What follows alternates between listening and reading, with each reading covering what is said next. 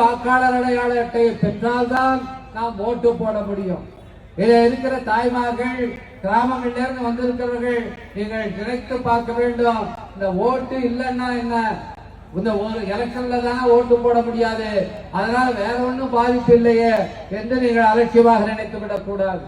இன்னைக்கு அவர்கள் நம்முடைய ஓட்டுரிமை மட்டும் இங்க நிரூபிக்க சொல்லவில்லை, இதோடு சேர்த்து நாம இந்தியாவுடைய குடிமக்கள் தானா என்பதையும் நிரூபிக்க சொல்கிறார்கள்.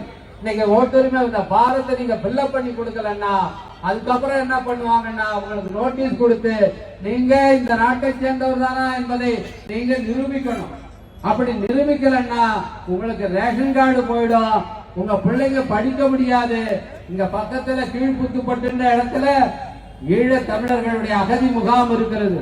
அந்த அகதி முகாமிலே இருக்கிற ஈழ தமிழர்களுடைய கதி என்னவோ அந்த கதி தான் நமக்கு எல்லாருக்கும் ஏற்படும். நமக்கு எந்த உரிமையும் இருக்காது.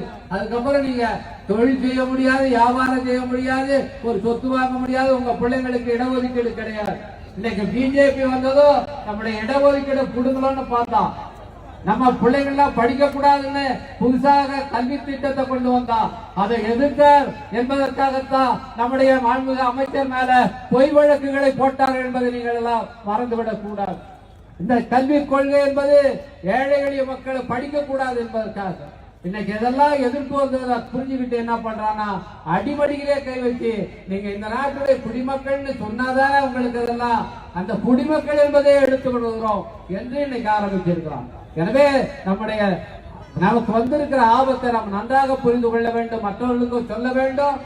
ஏன் நம்முடைய முதலமைச்சர் இன்றைக்கு இதை எதிர்க்கிறார், ஏன் இந்த மதச்சார்பற்ற முற்போக்கு கூட்டணியில் இருக்கிற கட்சிகள் எல்லாம் இதை எதிர்க்கின்றன என்று சொன்னால் நம்மளை எல்லாம் நம்ம சொந்த நாட்டிலேயே அகதிகளாக பார்க்கிறார்கள்.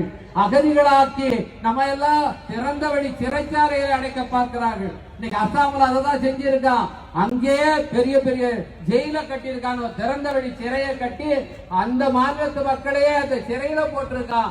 அதே போல தமிழ்நாட்டிலே திறந்த வழி சிறைச்சாலைகளை உருவாக்கி நம்ம எல்லாம் அகதிகளாக ஆக்குவதற்கு திட்டமிட்டு இருக்கிறார் மோடி.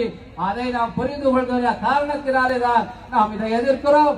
இதை நாம் உயிரை கொடுத்தாவது நம்முடைய குடியுரிமையை காப்பாற்ற வேண்டும், வாக்குரிமையை காப்பாற்ற வேண்டும். அதற்கான இந்த போராட்டம் சாதாரண போராட்டம் அல்ல, ஒரு கட்சியில் நடத்துகிற போராட்டம் அல்ல, நம்முடைய முதலமைச்சர் அவர்கள் தலைமையேற்று நடத்துகிற போராட்டம் மட்டுமல்ல, ஒட்டுமொத்த தமிழ்நாடே இதற்காக போராடி நம்முடைய உரிமைகளை பாதுகாக்க வேண்டும். இந்த போராட்ட தீயை எல்லோருக்கும் பரப்ப வேண்டும் என்று கேட்டு வாய்ப்புக்கு நன்றி கூறி அமைகிறேன். வணக்கம்.